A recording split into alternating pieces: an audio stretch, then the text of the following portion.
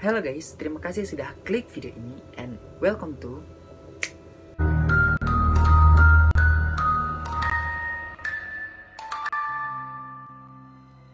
mengenai kapal SS Orang Medan adalah salah satu kisah misteri di lautan Indonesia yang masih banyak diceritakan dan masih menjadi tanda tanya tentang penyebab karamnya kapal sampai hari ini. Berdasarkan namanya, Orang Medan memiliki arti kurang lebih orang yang berasal dari Medan, Sumatera Utara. Nah, sekitar pada tahun 1947 sampai 1948 kan Indonesia masih dalam pasca siap penjajahan. Dan lautan, tepatnya di Selat Melaka, itu masih menjadi rute perdagangan internasional. Namun, baik pihak Indonesia ataupun pihak pemerintah Belanda merasa tidak memiliki kapal tersebut sehingga kapal ini diperkirakan sebagai kapal penyusup ataupun kapal ilegal. Jadi kapal SS Orang Medan ini nggak terdaftar sebagai kapal Indonesia ataupun kapal dari pemerintah Belanda. Sehingga kapal SS Orang Medan ini dianggaplah sebagai kapal penyusup.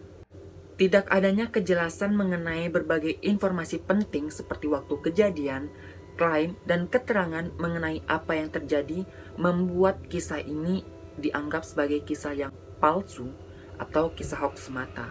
Dan akunnya yang ceritain ke kalian itu masih kayak bener nggak ya cerita tentang SS kapal Orang Medan ini, atau kau cuma nakut-nakutin orang aja? Tapi di satu sisi nggak sedikit orang yang percaya tentang kapal SS Orang Medan ini, dikarenakan adanya catatan resmi panggilan SOS kapal SS Orang Medan ini di CIA. Jadi banyak orang yang masih percaya gitu karena masih ada buktinya. So, daripada kalian penasaran dengan ceritanya, langsung aja kita masuk ke kronologi ceritanya. Check it out.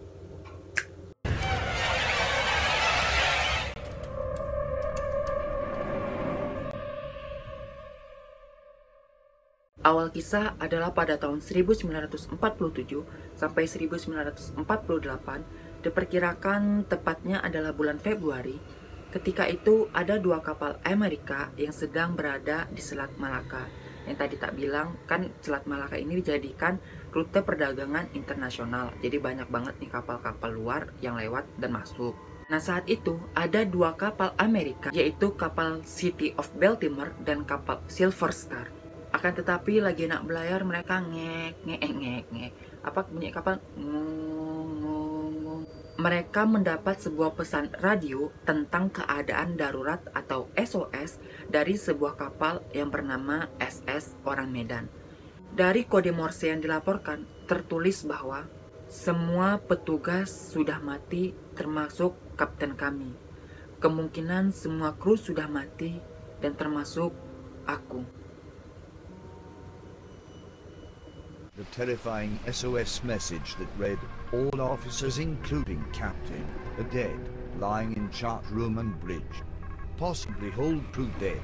After a short period of time, one final message was received that read simply, "I die." Tadi kan mereka lagi anak-anak belayar nih, ngut, tiba-tiba dapat panggilan radio dari seismograf loh, apa namanya? Apa sih, nggak tahu, nanti aku tulis di bawahnya nih. Nah, ditulis tut masuk, diterjemahkan kode Morse-nya, tertulislah katanya semua petugas sudah mati termasuk kapten tadi itu. Nah, mereka tuh yang denger itu tuh kayak, loh, ini ada apa ini dari kapal SS Orang Medan ini gitu. Dan kebetulan sandi tersebut ditangkap oleh kapal Silver Star yang memang berada di dekat koordinat SS Orang Medan. Dalam pesan pertama tadi diterima, terus masuk lagi pesan berikutnya yang bertuliskan aku hampir mati.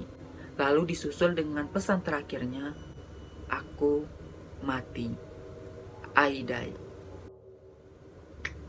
Dan belakangan diketahui bahwa pesan ini juga diterima oleh pos pemantau milik Belanda dan Inggris yang berada di sekitar Selat Malaka.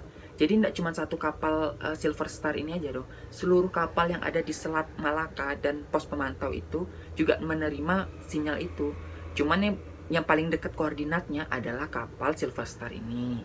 Kemudian kapal SS Silver Star berputar haluan untuk mendekati koordinat di mana kapal SS Orang Medan terakhir mengirimkan sinyal agar dapat segera memberikan bantuan. Oh, terpikir sama kaptennya, oh putar baliklah kita temukan titik koordinat di mana tadi kapal SS Orang Medan, terus kita tolong mereka, mungkin mereka butuh bantuan kita. Setelah sampai di titik koordinat, dari kejauhan terlihat sebuah kapal besar yang terombang-ambing bertuliskan kapal SS Orang Medan. Nah, kapten kapal Silver Star ini berkali-kali membunyikan klakson yang kayak ngong-ngong untuk memberikan sinyal bantuan kepada SS Orang Medan. Dibunyikan itu ngong-ngong, ngong-ngong, supaya orang SS Orang Medan ini tahu kok misalnya ada kapal di dekat itu buat ngasih bantuan. Tapi bunyi kan berkali-kali ngong, ini lagi ngong-ngong, sekali lagi ngong-ngong. Itu nggak ada jawaban ini.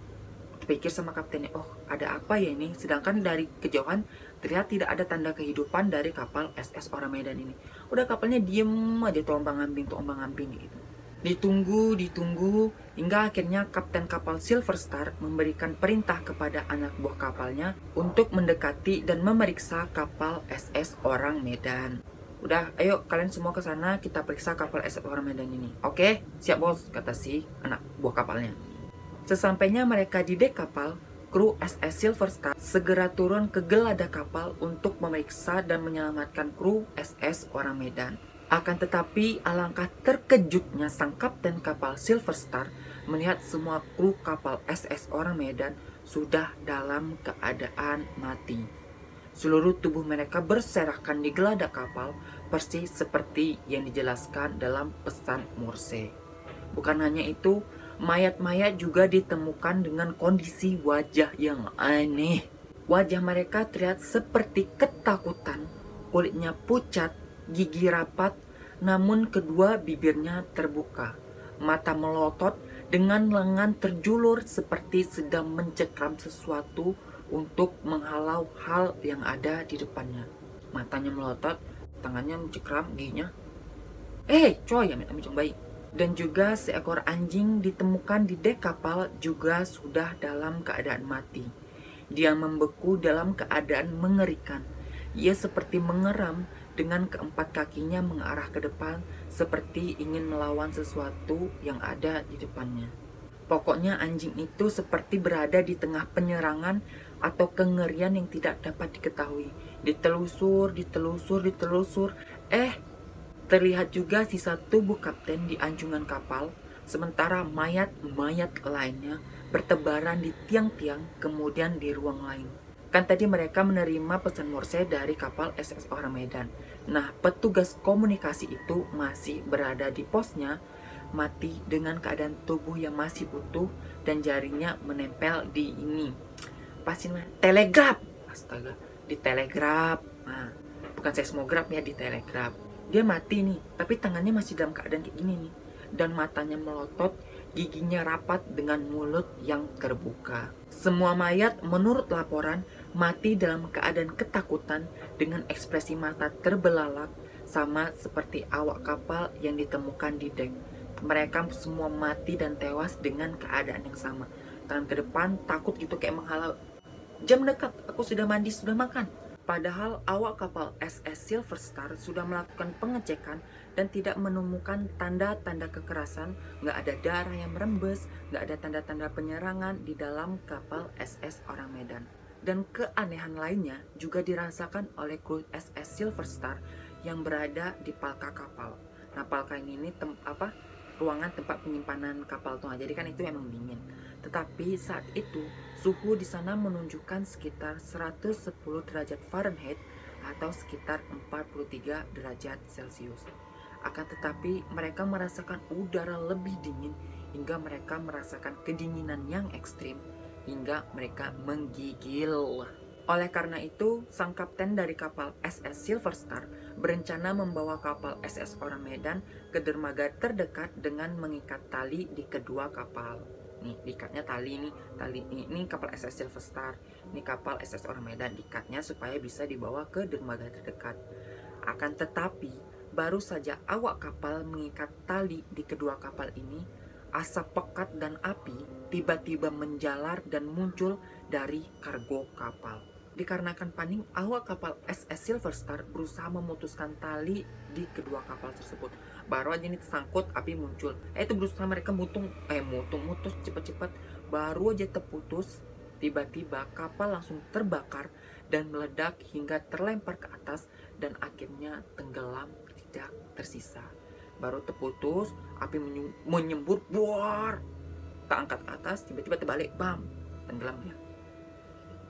Dari kejadian ini, banyak banget teori dan spekulasi orang tentang penyebab dan kejadian misterius di kapal SS Orang Medan. Dan sekarang kita masuk ke teori-teori konspirasinya. Check it out.